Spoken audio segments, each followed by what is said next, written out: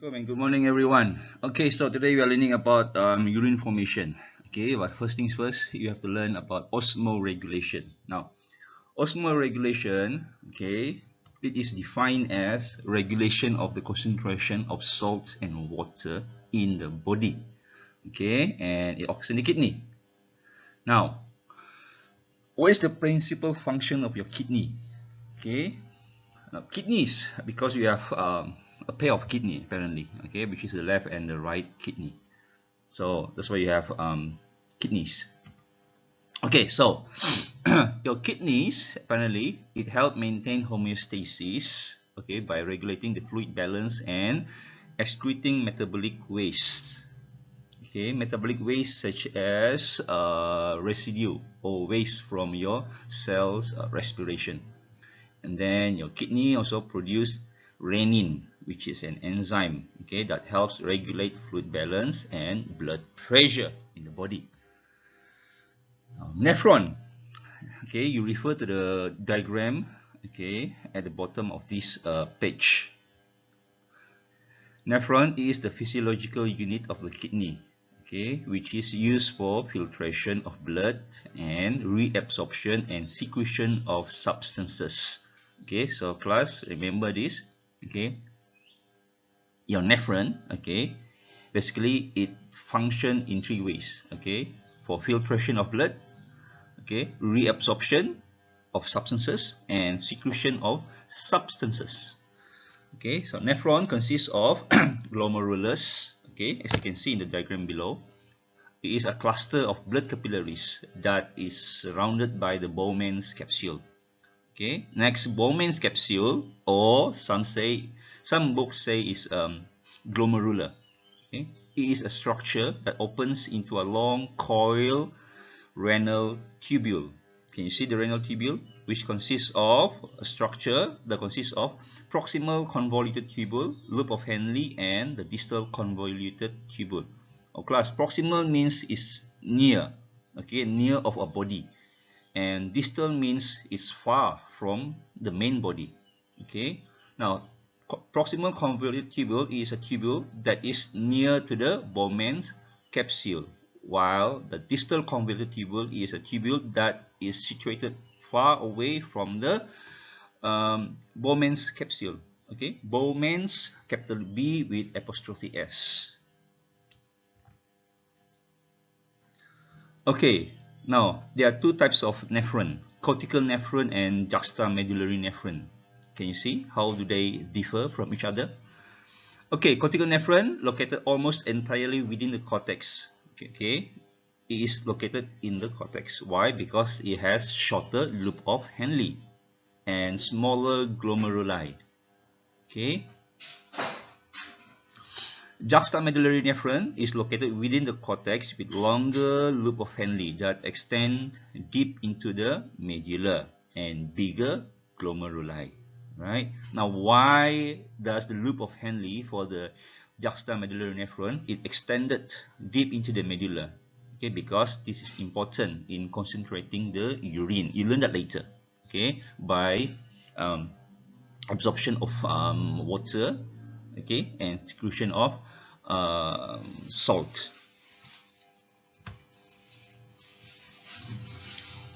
Blood flows from renal artery to afferent arteriole. Okay, look at the diagram. Okay, where is this renal artery and afferent arteriole, and then to glomerular capillaries.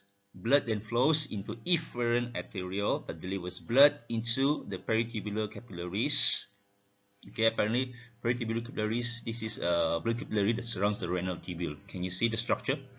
And vasa recta. Vasa recta are blood capillaries that surrounds the loop of Henle. Blood leaves the kidney through the renal vein. Are you able to see these structures?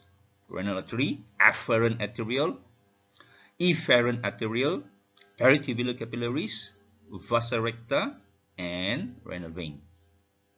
Okay, identify this structure in the diagram given below. So from here you can see the glomerulus and Bowman's capsule. Okay, and then the proximal convoluted tubule. Some write it as proximal tubule. Okay, but if I were you, it's best if you can write proximal convoluted tubule. Okay, and then this is the distal convoluted tubule, which is far away from the glomerulus and Bowman's capsule. So you can see the flow of the blood, okay, from the afferent arteriole. Okay, it enters the Bowman's capsule, and then it leaves the Bowman's capsule through efferent arteriole, and it forms the peritubular capillaries, and from the peritubular capillaries it connects, okay, to the vasa recta, and finally to the renal vein. Okay, take note on the loop of Henle structure. It has descending limb, okay, and ascending limb. Okay, we go into detail on that later in the counter current multiplier mechanism. Okay, so in this slide here, I believe you have this diagram in your module. Can you see the difference in terms of structure and position of the cortical nephron with the juxtamedullary nephron? Okay, you can see how the loop of Henle for the juxtamedullary nephron, it extends deep into the medulla or renal medulla. Okay, renal medulla. Look at the structure of the kidney. Okay, you study this structure. Okay, I won't elaborate more on this. Okay, now this diagram here, I believe you have this diagram as well. Okay, just to show you, okay, how the renal cortex and renal medulla, they are positioned together with the juxtamedullary nephron and the cortical nephron. And then in this diagram here, you can see the movement of the blood plasma. Okay, where it enters the Bowman capsule, it leaves the Bowman's capsule through the efferent arteriole, and then to peritubular capillaries, vasa recta, and then to the renal vein. Okay, and then as the blood passes through the glomerulus, okay, you can see there is another flow of substance here in the proximal tubule. Okay, it goes from proximal tubule to the loop of Henle, okay, and then to the distal convoluted tubule, and finally to the collecting duct. Now, the fluid here is known as glomerular filtrate, okay, or tubular fluid. Okay, we go into that later. Okay, so in this slide here, I just want to highlight, okay, that glomerular or Bowman's capsule together with glomerulus, as you can see from here, okay, they are known as the renal corpuscle. Okay.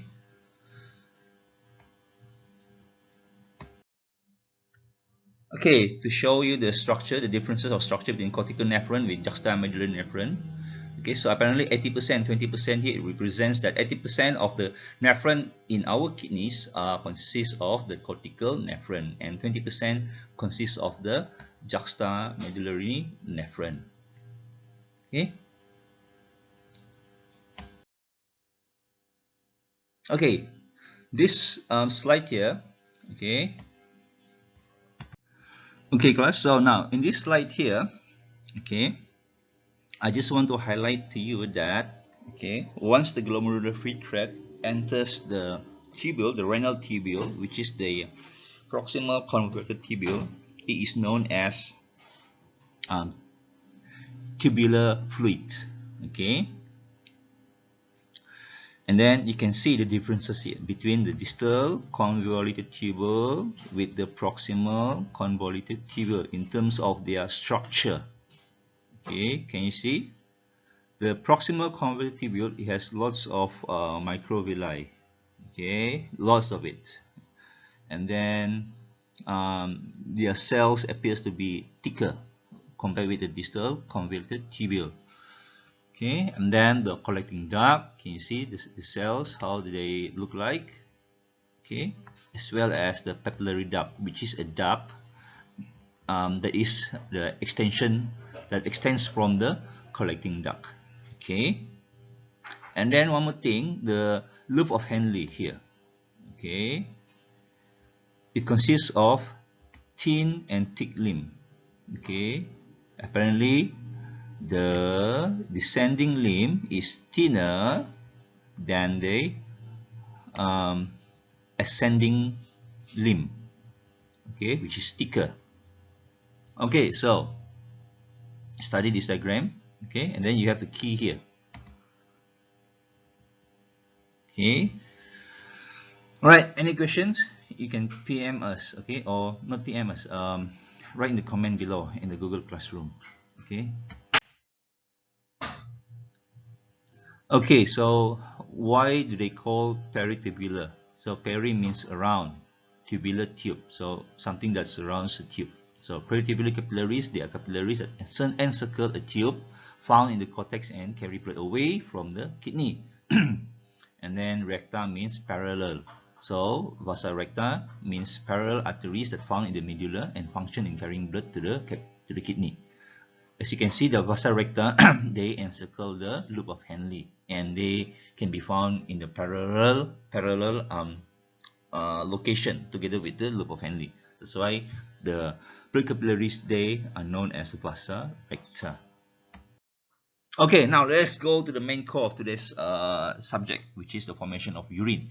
Now it involves three things here: glomerular filtration of plasma. Okay, the plasma refers to the blood plasma, which is from the renal artery, and it enters the glomerulus via the afferent arteriole. So apparently whatever that is inside the afferent arteriole is being filtered. Okay, now this glomerular filtration of blood plasma or plasma, also now known as ultrafiltration. Okay, so this is a passive process, do remember that. Okay, where hydrostatic pressure forces small molecules like water, glucose and urea out from the blood plasma in the glomerulus into the Bowman's capsule.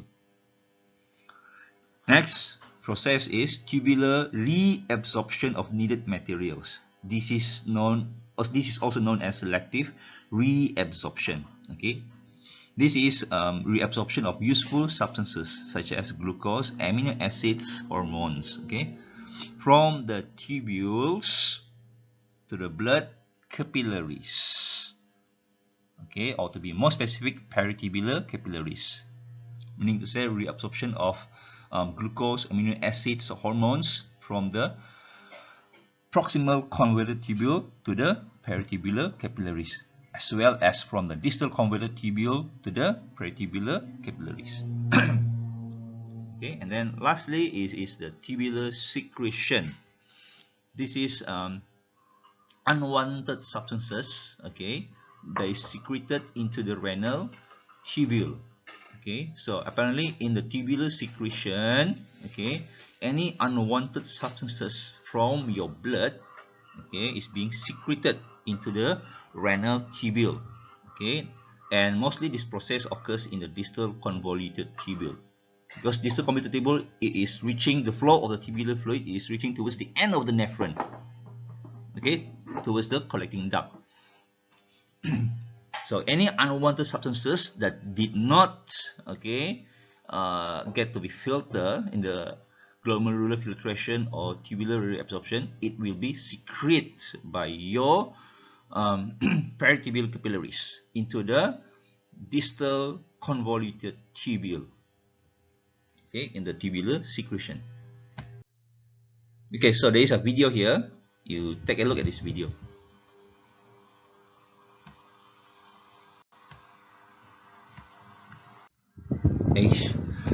Okay, apparently I have some issue there, okay, and I can't go back, so we skip the video at this moment. Okay, I'll show the video to you when the school reopens.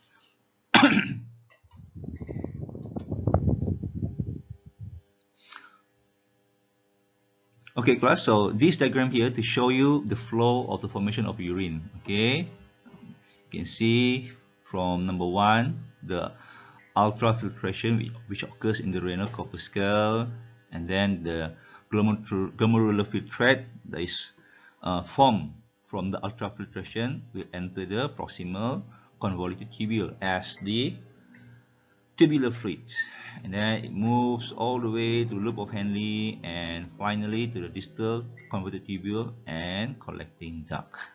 Okay, then in the collecting duct you get urine.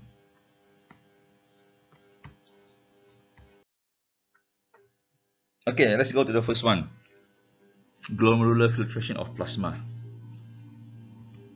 Okay, so this process takes place in the glomerulus, which is a network of capillaries that is surrounded by the Bowman's capsule. Okay, this is a non-selective process with regard to small molecules, meaning to say as long as the substance is a small molecule, it can easily pass through, okay, the afferent arteriole into the Bowman's capsule. So both useful and waste substances are being filtered into the Bowman's capsule.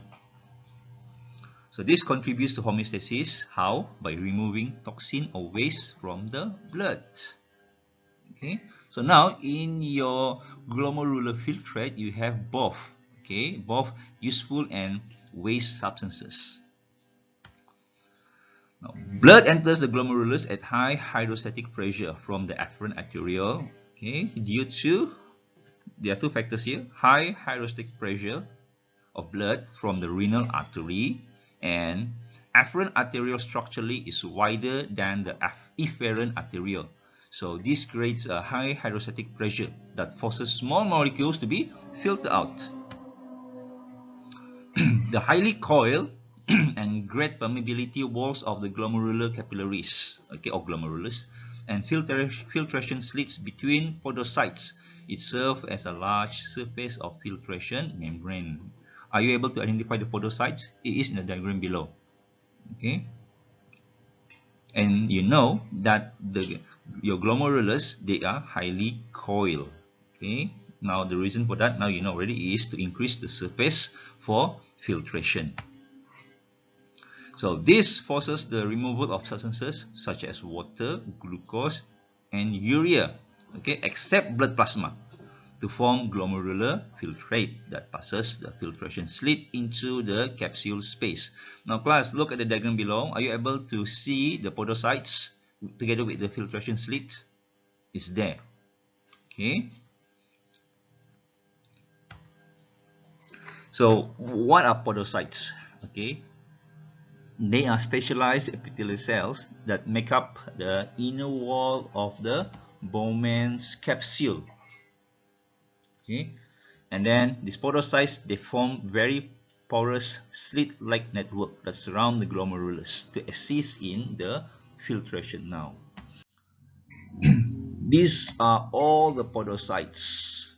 Can you see? They are on the surface of the glomerulus.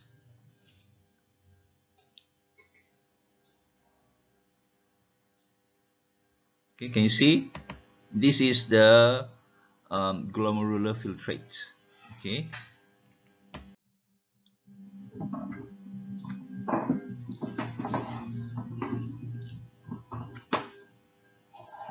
So this diagram here to show you, okay, once the glomerular filtrate enters the proximal convoluted tubule, this process occurs, okay, which I'm going to explain shortly. Okay, can you see the podocyte here? Okay, can you see this diagram here? Okay, this is the podocyte. Okay, they surrounds the glomerular capillaries.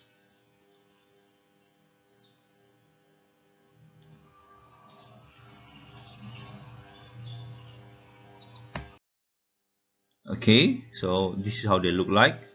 Okay, podocytes together with the filtration slits, okay, where any useful and unwanted substances will be filtered out from the blood capillaries towards the Bowman's capsule. Okay, it occurs via these slits. Okay, so this is how the podocyte really look like under the TEM microscope. Is it TEM or SEM? I think it's TEM. Okay, this is their body cell, and these are all the filtration slits. Okay, next, the second process that occurs in the formation of urine. Tubular reabsorption of the needed materials. Okay, tubular reabsorption, and this is a selective reabsorption. So, tubular reabsorption is the reabsorption of useful substances, okay, from the tubules to the blood capillaries. The tubules is being referred to the proximal and distal convoluted tubule, okay, but leaves the waste and excesses of other substances to be excreted in the urine, and this contributes to homeostasis. Okay, so useful substances here refers to glucose, vitamins, amino acids, as well as hormones. It is needed by your body, so that's why it is important to be reabsorbed, okay, from the tubule. Whatever that goes into the tubules, they are going to be excreted together with your urine. Okay. Now, glucose, amino acids, sodium ions, hydrogen bicarbonate ions, potassium ions, they are partially reabsorbed by active transport. And then this tubular reabsorption, they are highly selective, and 65% occurs in the proximal convoluted tubule. Okay, so meaning to say mostly this tubular reabsorption occurs in the proximal convoluted tubule. And 99% of glomerular filtrate is being reabsorbed back into the blood via the peritubular capillaries. And mostly water is reabsorbed here via osmosis. Plus, why water is needed to be reabsorbed here in the tubular reabsorption? Why? Why is not just being left in the tubule, the tubule, the proximal tubule? Why? Your body needs water. That's why it needs to be reabsorbed back into your blood. Okay, if the water is being left into the tubular, what happens? It will be excreted from your body as urine. So it is a waste. So we don't want, your body doesn't want that to happen. That's why water reabsorption of water is occurs in this tubular reabsorption. Okay. Now, your renal tubule, okay, as what you saw earlier part already, in the earlier beginning of the slides, okay, how you saw how their structure is, right? Consists of these cells with many microvilli. Okay, so the renal tubule, okay, they are simple epithelial cells that lining the renal tubule, and then they are adapted for reabsorbing the glomerular filtrate by, okay, having abundant microvilli that increases the surface area for tubular reabsorption. And then it contains numerous mitochondria in the epithelial cells that provide energy for running the cell pumps that actively transport materials. Transport materials from where to where? From the renal tubule into the peritubular capillaries. Okay. And then tubular reabsorption continues as the glomerular filtrate passes through the loop of Henle and the distal convoluting tubule. The filtrate is further concentrated as it passes through the collecting duct that leads to the renal pelvis. Okay, how does the filtrate being further concentrated? It occurs in the loop of Henle through the countercurrent mechanism. Okay, now class, this diagram just to show you the movement of solutes, okay, which is the sodium ions, the glucose, amino acids, as well as water, from the proximal tubule to the peritubular capillaries. Okay, as you can see from here. Okay, class, please take note of this diagram. Okay, so this is the peritubular capillaries, okay, and this is the proximal convoluted tubule as well as the distal convoluted tubule. Now, can you see the movement of the substances that is being reabsorbed back to the peritubular capillaries from the renal tubule? Okay, I'm saying renal tubule because this process occurs in the proximal as well as the distal convoluted tubule. Okay, now class, this is the microvilli, okay, and then whatever passes through the microvilli, okay, via pinocytosis, it will form the pinocytic vesicle. This is the pinocytic vesicle. Okay, there are many, they are so abundant here in the tubular cells. Now, pinocytosis only occurs for small proteins. Okay, small size proteins.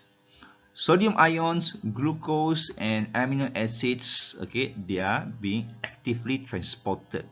They cannot just simply pass through the tubular cell. They need to be actively transported. So this needs energy. And who provides the energy? Yeah, this mitochondria. There are lots of them here inside the tubular cells that provide ATP for the transportation, for the active transportation of these sodium ions, glucose, as well as amino acids. Okay, class, water diffuse into these tubular cells via osmosis. Urea diffuse into this tubular cell, okay, via simple diffusion. So once the substances enters, inside the tubular cell, they just, okay, diffuse back into the peritubular capillaries. Okay. But for sodium ion, glucose, and amino acids, they are actively transported back to the peritubular capillaries. Okay. And for small proteins, they are being exocytosized and diffused into the peritubular capillaries.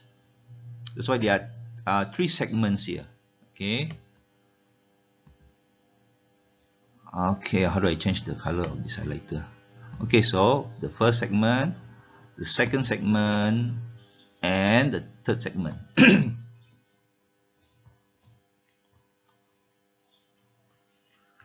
Now, between these tubular cells, you can see there is a junction here. Okay, a tight junction here. Okay, it's very tight here. Okay, now the purpose for this is to prevent, to prevent the passage of molecules and ions through the space between the plasma membranes of the adjacent cells. So meaning to say, these substances, they cannot just simply escape, okay, from the tubular, from the renal tubule into the blood capillary via these spaces here. That's why we have tight junction here. Okay. Now class, another thing here is the toxic, which is the byproducts of metabolism inside the peritubular capillaries. They will just diffuse from the tubular capillaries into the renal tubule, as what is being shown here. Okay. Now class, why does glucose present in the urine of a diabetes? Why? A diabetic, when they urinate, okay, apparently the ends will how do I put this? gather, okay, around their urine. Why? Because glucose is present there. A normal person, you won't have glucose in your urine. But for diabetes, a diabetic, why glucose present in their urine?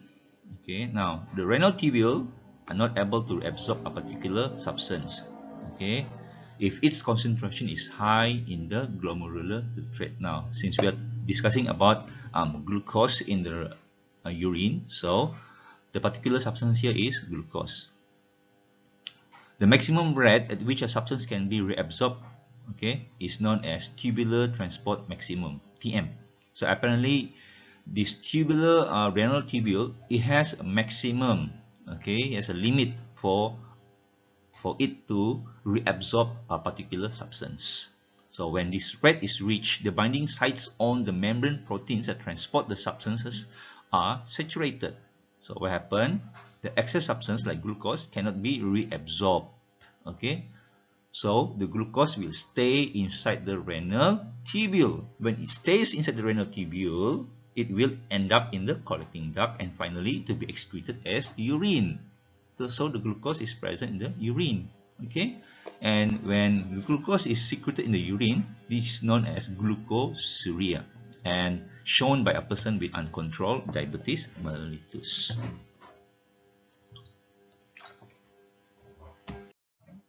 Okay, tubular secretion.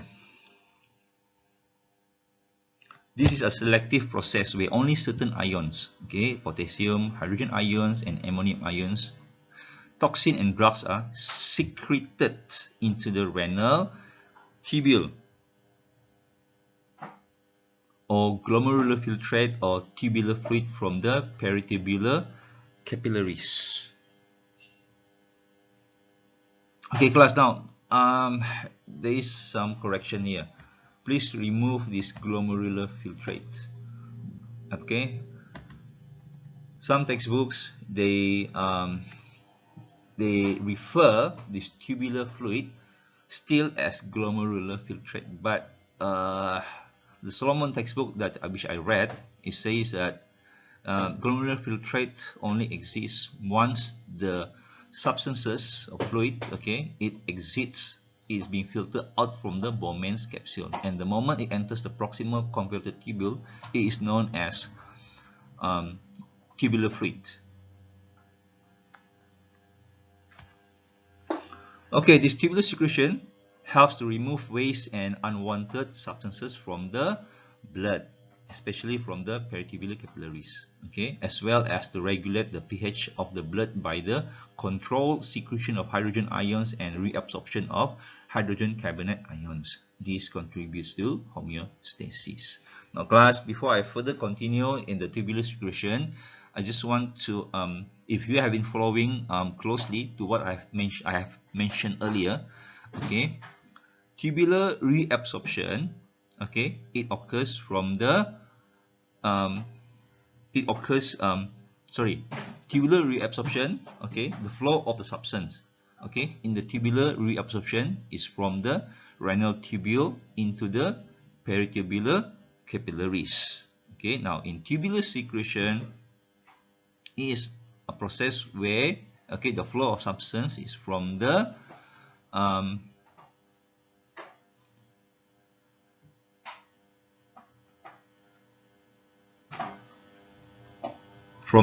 peritubular capillaries into the renal tubule. It's vice versa.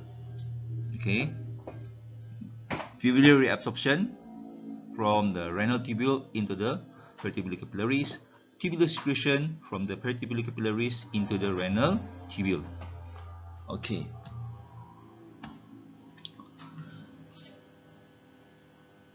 Note that the secretion of ions and other substances move across the tubule epithelium in the opposite direction of the tubular reabsorption. Okay, mainly this tubular secretion occurs in the region of the distal convoluted tubule. Okay, production of concentrated urine depends on a high salt and urea concentration in the interstitial fluid of the kidney medulla. Okay, salt is most concentrated at the bottom of the loop of Henle. and urine is a watery solution that consists nitrogenous waste, excess salts, and other unneeded substances. Okay, so that's it about tubular secretion. So we have discussed the three processes how the urine is being formed. Now there is another process here which is a part of the urine formation, okay, which is the countercurrent multiplier mechanism. It occurs in the loop of Henle. So meaning to say, can you imagine, first you have the glomerular filtrate from the Bowman's capsule, and then it becomes a tubular fluid in the proximal convoluted tubule. So this tubular fluid, it travels from the proximal convoluted tubule all the way to the loop of Henle, okay, and then at the loop of Henle, this countercurrent mechanism happens, and then it travels, okay, again to the distal convoluted tubule before it's being excreted as urine in the collecting duct. Okay, yeah, so this diagram here summarizes the urine formation that I've explained earlier. Okay, now countercurrent mechanism. Some textbooks refer this process as countercurrent multiplier process, some countercurrent multiplier mechanism, some countercurrent mechanism. Okay, but I refer to the Solomon textbook. This is being referred as the countercurrent mechanism. Okay, so this is a mechanism that causes a thin ascending loop of Henle. Can you see the thin ascending loop of Henle here? Okay, it's very thin compared with the thick ascending limb of the loop of Henle here. Okay, a mechanism that causes the thin descending loop of Henle permeable only to water. Permeable only to water. So meaning to say water will diffuse by osmosis out from this descending limb. While the thick ascending loop of Henle permeable to salt. Permeable to salt, so meaning to say salt will move out from the ascending loop of Henle. Okay, but less permeable to water.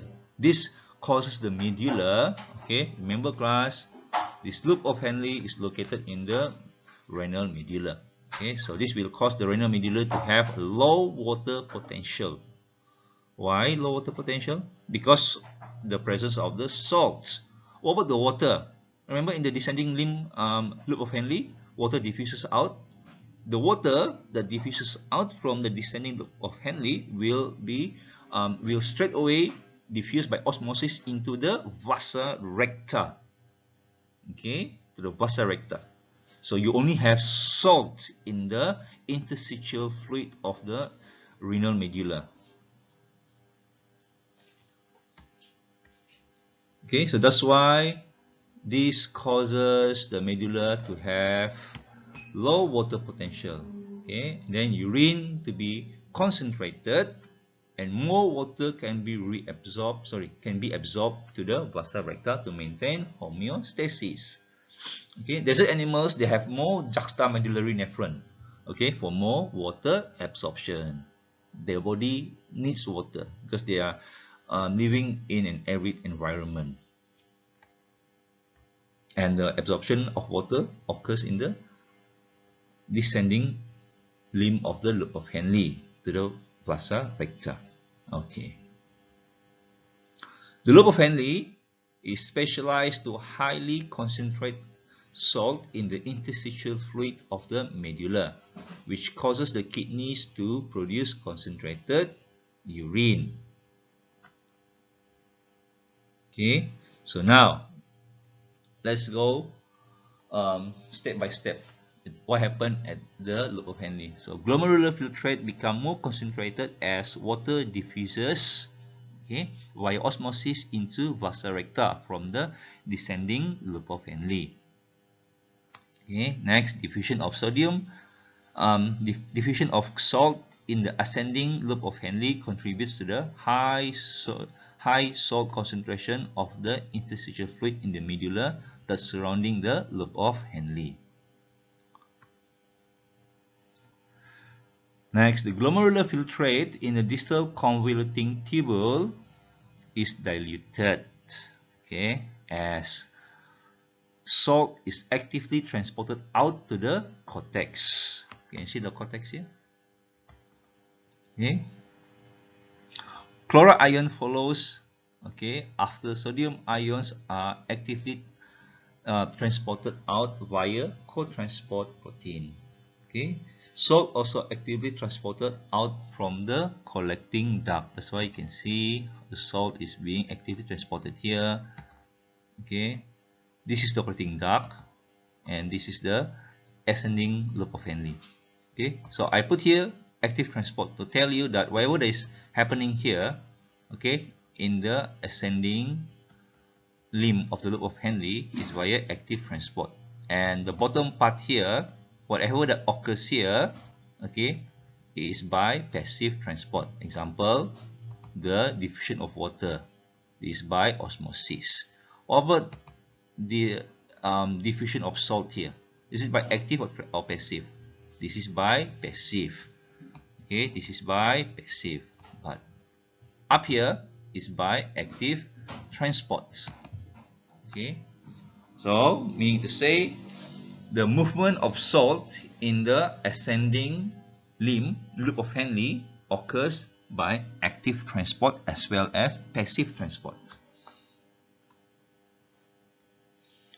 Now, the hypertonic interstitial fluid, okay, of the medulla, it draws water osmotically from the filtrate in the collecting duct. That's why you have diffusion of this water here because of the hypertonic interstitial fluid of the renal medulla here.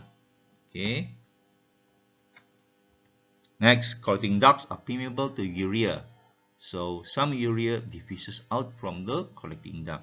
So you can see urea here, it diffuses out from the collecting duct. This contributes to a high solid concentration in the inner medulla.